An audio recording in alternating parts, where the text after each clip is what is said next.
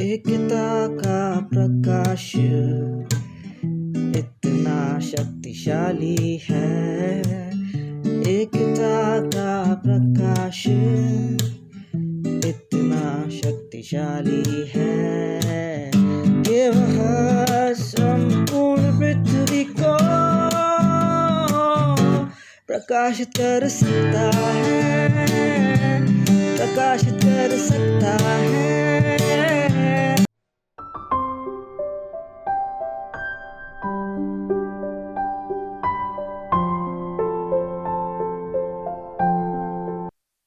व्यक्तिमत्व विकसित करणे. मग आता मुद्दा असा आहे, का आणि कसे. मित्रमैत्रिणींनो, वैयक्तिक विकास आणि वाढ साध्य करण्यासाठी आपल्याला स्वतःच्या क्षमता, ज्ञान आणि वर्तन यामध्ये वाढ होण्यासाठी सक्रियपणे प्रयत्न करण्याची प्रक्रिया म्हणजेच स्वयंविकास, सेल्फ डेव्हलपमेंट ज्याला आपण म्हणतो. अर्थात व्यक्तीनुसार ही प्रक्रिया वेगवेगळी असते, कारण प्रत्येकामध्ये ज्या क्षमता असतात, जी ज्ञान वृद्धी करण्याची क्षमता असते किंवा वर्तन असतं, हे वेगवेगळं असतं. म्हणूनच आणि त्यामध्ये स्वतःला अधिक चांगल्या प्रमाणे समजून घेणे, स्वतःमधील उदात्त गुणांचे संगोपन करणे, नवीन कौशल्य आणि दृष्टिकोन आत्मसात करणे, विद्यमान किंवा आत्ता असलेली कौशल्ये सुधारणे आणि आपल्या जीवनात सकारात्मक बदल करणे, या सगळ्यांचा समावेश होतो. मग या सगळ्याचं अंतिम ध्येय काय आहे, असा प्रश्न तुमच्या समोर आला असेल.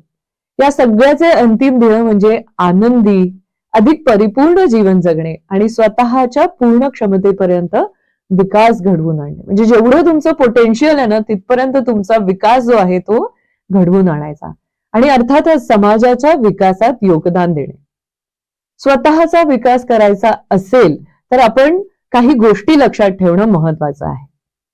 मग कुठल्या गोष्टी आहेत ते म्हणजे स्वतःची शक्ती किंवा बलस्थाने आणि कमकुवतपणा यांचा आपण तपास करायला हवा आणि त्यानुसार स्वतःच्या सकारात्मकतेवर जोर कसा देता येईल आणि ज्या नकारात्मक गोष्टी आहेत ना, त्या कशा दूर ढकलता येईल, हे आपल्याला शिकणं अतिशय आणि त्याचा सराव करणं अतिशय महत्वाचं आहे.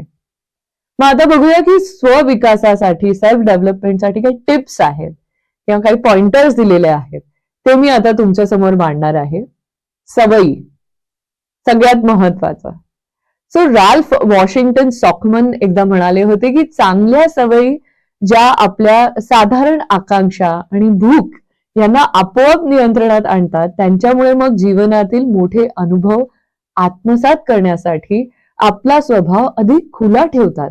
बरोबर आहे की नाही? की आपल्या इतक्या चांगल्या सवयी असतात की त्या आपल्याला आपलं शरीर निरोगी ठेवतात. आपले जे मन आहे ते मनाचं जे स्वास्थ्य आहे ते सुद्धा त्या सवयींमुळे आपण मनाचं स्वास्थ्य ठेवू शकतो आणि मग काय होतं की इतर विचार करण्यासाठी आपलं मन जे आहे ते खुलं राहतं. सवयी या स्वविकासाच्या बिल्डिंग ब्लॉक सारख्या आहेत. जेव्हा आपण चांगल्या सवयी तयार करतो, जसे की काही सवयी जर आपण बघितली की नियमितपणे वाचन करणे, चांगले वाचन करणे, व्यायाम करणे आणि एक व्यवस्थितपणे राहणे, ज्याला आपण एक टापटीप प्राणी म्हणतो, तसं आपण राहण्याचा प्रयत्न करतो, तेव्हा अशा सवयी आपल्याला वाढण्यास आणि प्रगल्भपणे सुधारण्यास मदत करतात. हे अतिशय महत्वाचं आहे. या सवयी आपल्या दैनंदिन जीवनाचा भाग होतात, ज्यामुळे आत्मसुधारणा सुलभ आणि अधिक सुसंगत होते. की आपला जो आत्म्याचा विकास असतो किंवा आपला जो सेल्फ डेव्हलपमेंट जो आपण चर्चा करत आहोत, तर अधिक चांगल्या प्रकारे आपण यशस्वीपणे ती सेल्फ डेव्हलपमेंट जी आहे ती करू शकतो. दुसरीकडे वैयक्तिक वाढीसाठी काही वाईट सवयी असतात. अगदी उदाहरण द्यायचं झालं तर सारखा उशीर करायचा, काहीही काम वेळेवर करायचं नाही किंवा काहीतरी असं खायचं जे आपल्या शरीरासाठी अपायकारक आहे. ते छान वाटतं म्हणून सारखं ते खाणं.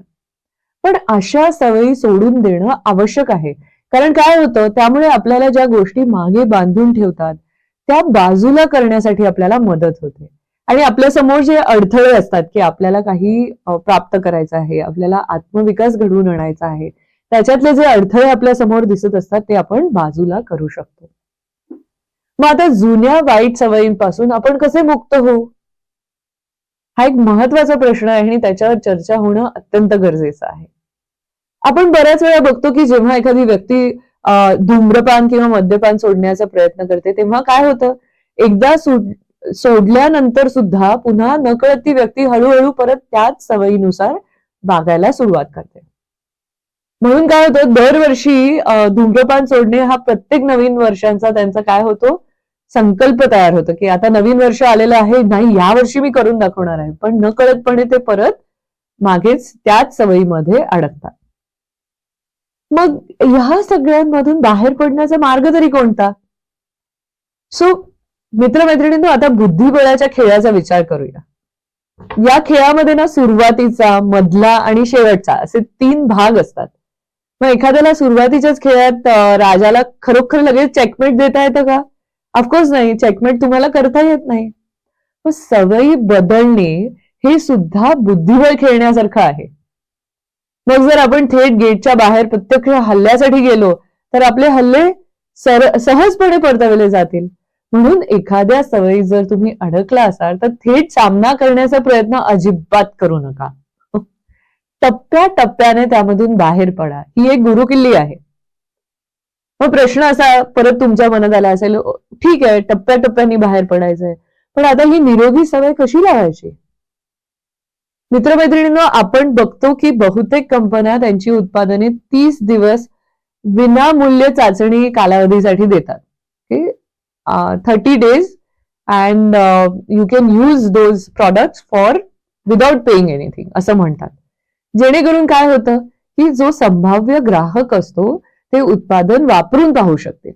त्यांना काय होईल, त्या उत्पादनाची सवय लागू शकेल आणि मग त्यांच्यापैकी बरेच लोक कंपनीचा विनामूल्य चाचणी कालावधी संपल्यानंतर त्या उत्पादनाची खरेदी करतात, कारण 30 दिवस त्यांनी तो जो प्रॉडक्ट आहे तो वापरलेला असतो आणि मग त्यांना त्याची सवय लागते.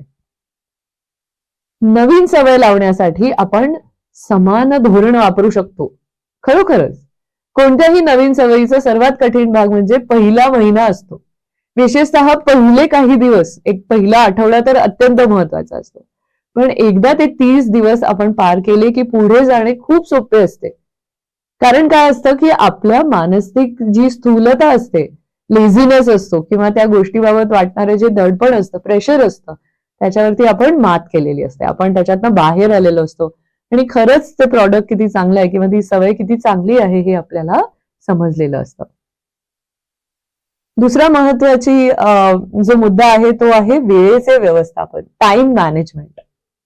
वेळेचे व्यवस्थापन स्वयं विकासात अत्यंत महत्वाची भूमिका बजावते आणि तुम्हाला जो काही वेळ उपलब्ध आहे त्याचा पुरेपूर वापर करण्यासाठी, तुमचं जे काही काम आहे ते काम प्रायोरिटाईज करण्यासाठी म्हणजे प्राधान्य देण्यासाठी आणि तुमच्याकडे जे काही रिसोर्सेस आहेत म्हणजे संसाधनं आहेत ते कसे चांगल्या प्रकारे त्यांचं वाटप करता येईल त्याच्यासाठी तुम्हाला सक्षम करते. प्रभावी वेळेचे व्यवस्थापन शेवटी एक उत्तम आणि अधिक कुशल व्यक्ती होण्याच्या तुमच्या प्रवासामध्ये तुम्हाला मदत करते. आणखीनही काही टप्पे दिलेले आहेत ज्याचा वापर जर तुम्ही केला तर तुम्हाला स्वयं विकासासाठी नक्कीच मदत होणार आहे. पहिला आहे प्राधान्य द्या. सगळ्यात महत्वाची गोष्ट असते ना ती आधी करा. सकाळी उठल्यावर तुमची सर्वात महत्वाची जी काही कामं असतात ती आधी करणं महत्वाचं आहे. त्यानंतर थोडी महत्वाची कामं आणि मग ती रोजची दैनंदिन जी काही कामं असतात ती कोणती आहेत, ह्या सगळ्यांची तुम्ही कॅटेगरी करणं अत्यंत महत्वाचं आहे आणि त्याच्यानंतर ते तपासून बघणं. मग महत्वाची कामं आणि दैनंदिन कामानंतर जास्तीत जास्त परिणाम मिळवण्यासाठी सर्वात महत्वाचं काम करण्यासाठी तुम्हाला प्राधान्य द्यावं लागेल. नेहमी सर्वात महत्वाच्या गोष्टीवर लक्ष केंद्रित करा आणि अशा प्रकारे तुमची जी ऊर्जा आहे, तुमच्याकडे जी शक्ती आहे आणि संसाधने तुमच्या वैयक्तिक वाढीस आवश्यक असलेल्या आणि प्रोत्साहन देणाऱ्या कृतीमध्ये तुम्ही नक्कीच त्याचा बदल करू शकता. सातत्यपूर्ण राहा, कन्सिस्टंट, बी कन्सिस्टंट. स्वयं विकासासाठी कालांतराने सातत्यपूर्ण प्रयत्नांची आवश्यकता असते. वेळेचे व्यवस्थापन म्हणजे टाइम मॅनेजमेंट तुम्हाला तुमच्या वाढीस आधार देणारी दिनचर्या आणि सवयी तयार करण्यासाठी नक्कीच मदत करते. उदाहरणार्थ दररोज शिकण्यासाठी आणि वैयक्तिक चिंतनासाठी तुम्हाला वेळ बाजूला ठेवणं अत्यंत महत्वाचं आहे. विलंब करणे किंवा पुढे ढकलणे टाळायचं आहे. विलंब करणे हा आत्मविकासात सर्वात मोठा अडथळा आहे. आज नको, उद्या बघू, अच्छा, आज मला आत्मविकास घडवून आणायचा, आत्ता कशाला, आपण नंतर दुपारी करू, संध्याकाळी करू, उद्या करू, असं तुम्ही सारखं पुढे ढकलणं हे चुकीचं आहे. जेव्हा आपण आपला दिवस सुरू करतो ना, तेव्हा नेहमी अशा गोष्टींपासून सुरुवात करतो जिला काही काळापासून आपण पुढे ढकलत आलेलो आहोत. म्हणजे आज तर मी हे करणारच आहे. पण महत्वाचं काय आहे की शक्य तितक्या लवकर ते पूर्ण करा. असे केल्याने स्वतःच्या वागण्यावर तुम्हाला विजय मिळवण्याची भावना निर्माण होईल की नाही, मी जे काही चुकीचं वागत होतो त्याच्यातनं मी आता बाहेर पडलेलो आहे, त्या सवयीतनं बाहेर पडलेलो आहे. आणि आपण स्वतःलाच विचारू की मी हे सर्व का टाळत होतो, काम तर किती छोटस होतं, मी कधीच करू शकलो असतो. आणखीन एक महत्वाची जी टिप आहे ती म्हणजे चिंतन करा. चिंतन म्हणजे काय, सखोल विचार करणं अत्यंत महत्वाचं आहे की ज्याच्यामधनं तुम्हाला परिणाम साधता येईल. आत्मचिंतन आणि आत्मनिरीक्षणासाठी वेळ देणे हा आत्मविकासाचा एक महत्वाचा पैलू आहे. प्रभावीपणे केलेले वेळ व्यवस्थापन तुम्हाला तुमची प्रगती, ध्येय आणि मूल्ये यांच्यावर चिंतन करण्यासाठी वेळ आणि जागा सुद्धा सुनिश्चित करून देते. आणखीन एक पॉइंटर आहे ते म्हणजे समतोल राखा, कीप द बॅलन्स. वेळेचे व्यवस्थापन तुम्हाला काम, वैयक्तिक विकास, नातेसंबंध आणि एक विश्रांती घेणंही महत्वाचं आहे. तर या विश्रांतीसह तुमच्या जीवनातील विविध पैलूंमध्ये संतुलन साधण्यात मदत करते. हे संतुलन सर्वांगीण कल्याण आणि आत्मविकासासाठी आवश्यक आहे. आणखीन एक खूप महत्वाचं आहे, तुम्हाला हे नक्कीच पटेल, ते म्हणजे तुमच्या फोनसोबत निरोगी नाते संबंध विकसित करा. Have a very healthy relationship with your phone. अनेक लोक त्यांच्या फोनचा किंवा इतर उपकरणांमध्ये अक्षरशः शोषले जातात. एका वस्तूला त्यांचा वेळ, मनातील जागा आणि अगदी भावनांचा ताबा घेऊ देतात. जेव्हा तुम्ही गेम्स खेळत असतात, काहीतरी सोशल मीडिया बघत असतात, कॉन्व्हर्सेशन्स करत असतात, तेव्हा हे सगळं की तुमच्या जे काही तुमच्या मनामध्ये भावना असतात त्यांच्यावर अक्षरशः ते जे मोबाईल असतो किंवा फोन असतो तो नियंत्रण करतो. आपले सर्व लक्ष तंत्रज्ञानाद्वारे आकर्षित झाले आहे. त्यामुळेच तुमचा स्मार्टफोन आउटस्मार्ट करणं हे महत्वाचं आहे. त्यासाठी तुमच्यासाठी वाईट ऐवजी तुमच्यासाठी चांगले असलेल्या मार्गाने तुम्ही तंत्रज्ञान कसे वापरावे हे सुद्धा तुम्हाला शिकायला मिळणार आहे. मग आपण ज्या प्रकारच्या मनोरंजनाकडे आकर्षित होतो त्याबद्दलही तसेच आहे. पास्ट टाइम हा तुमच्या वेळेचा अपव्यय होऊ देऊ नका, त्याच्यामधनं पण काहीतरी शिकायला मिळेल असं बघा. आत्मविकासासाठी कोणताही चमत्कार होत नाही हे सर्वांनी लक्षण ठेवणं महत्वाचं आहे. वैयक्तिक विकास जो आहे तो एक दिवस जादूची कांडी फिरवली आणि अचानक झालेला आहे तसा होत नाही. जर आपण अपेक्षाच करत राहिलो तर काय होईल, आपली निराशा होईल. त्यामुळे कृती करणं ही अत्यंत महत्वाचं आहे. मुख्य म्हणजे दिवसेंदिवस थोडे थोडे. तुमच्या जीवनाचा हेतू आणि दूरदृष्टी हे निश्चित करणं महत्वाचं आहे. तुमची जी बलस्थान आहे, तुमच्यामध्ये जी एक ताकद आहे आणि जो काही कमकुवतपणा आहे तो जाणून घ्या. तुमचा हेतू आणि दूरदृष्टी पूर्ण करण्यासाठी तुमची ताकद किंवा तुमचे बळ वापरा आणि तुमच्या कमकुवतपणाचा शक्तीमध्ये रूपांतरण करा. मग प्रिय विद्यार्थी मित्रमैत्रिणींनो, चला चिंतन करूया. आपल्यापैकी प्रत्येक जण अद्वितीय आहे. आपण सर्व भिन्न आहोत. भिन्न इच्छाशक्ती, क्षमता, सक्षमता आणि भिन्न व्यक्तिमत्व आहोत. तुम्ही जसे आहात त्याचा स्वीकार करा. तुमच्या उदात्त स्वभावाचे अक्षरशः कौतुक करा आणि जीवनात आनंदाने पुढे जा. आत्मविकासाच्या प्रक्रियेत सर्वात महत्वाचं म्हणजे योग्य साथ. ही योग्य साथ दोन्ही प्रकारची, भौतिक सुद्धा आणि आभासी म्हणजे ऑनलाईन वातावरणात सुद्धा. योग्य शिक्षक किंवा आदर्श व्यक्ती तुमच्या आयुष्यामध्ये असायला पाहिजे. सामाजिक अनुभूती सिद्धांतानुसार जेव्हा लोक त्यांच्या व्यक्तिमत्वाचे अनुकूलन आणि आत्मसात करून इतरांच्या वर्तनाचे निरीक्षण करतात तेव्हा काय होतं, व्यक्तिमत्व निर्मिती होते. तर व्यक्तिमत्व विकास हे आकलन आणि वर्तन यांचे काय आहे, संयोजन आहे. आता ऍक्शन प्लॅन म्हणजे कृती योजनेबद्दल आपण विचार करूया. स्वतःला अधिक चांगल्या प्रकारे जाणून घेण्यासाठी प्रथम तुम्हाला काय करायचं आहे, तर स्वविश्लेषण ही एक कृती आहे तुम्हाला दिलेली, ती करायची आहे. मग त्यामध्ये तुम्हाला काय विचार करायचा आहे की तुम्हाला कोणत्या गोष्टी यश आणि वैभव मिळवून देतात आणि कशामुळे तुमचा अपमान होऊ शकतो किंवा पतन होऊ शकतं ह्याच्याबद्दल तुम्हाला विचार करायचा आहे आणि त्याचा एक तक्ता बनवायचा आहे. म्हणजेच काय, एक पोस्टर तुम्ही, चार्ट तुम्ही बनवू शकता.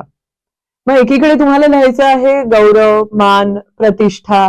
मग ह्याच्याकडे तुम्हाला कुठल्या गोष्टी घेऊन जाणार आहे, तर अधिक अभ्यास करणं, अधिक लिहिण्याची सवय असणं किंवा इतर निरोगी आणि सर्जनशील कृतींचा तुम्ही विचार करायचा आहे. जसं की तुम्ही इतरांना शिकण्यामध्ये मदत करू शकता, इतरांना शिकवा आणि सेवा करा इतरांची.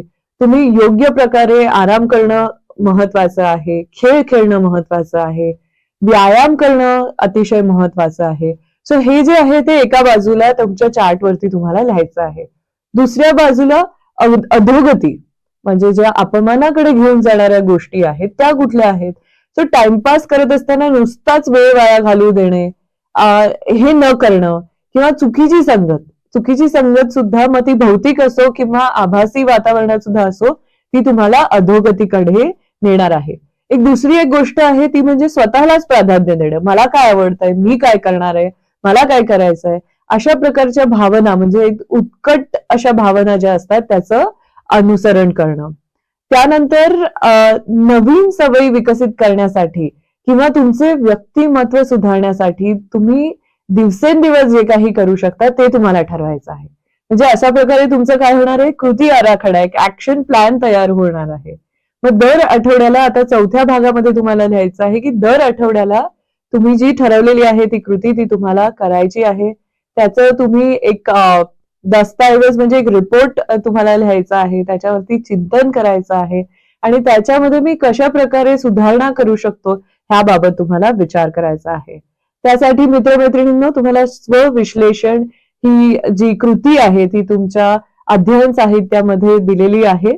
ते अध्ययन साहित्य तुम्ही आता बघायचं आहे आणि ही जी स्वविश्लेषण कृती आहे ती तुम्हाला पार पाडायची आहे.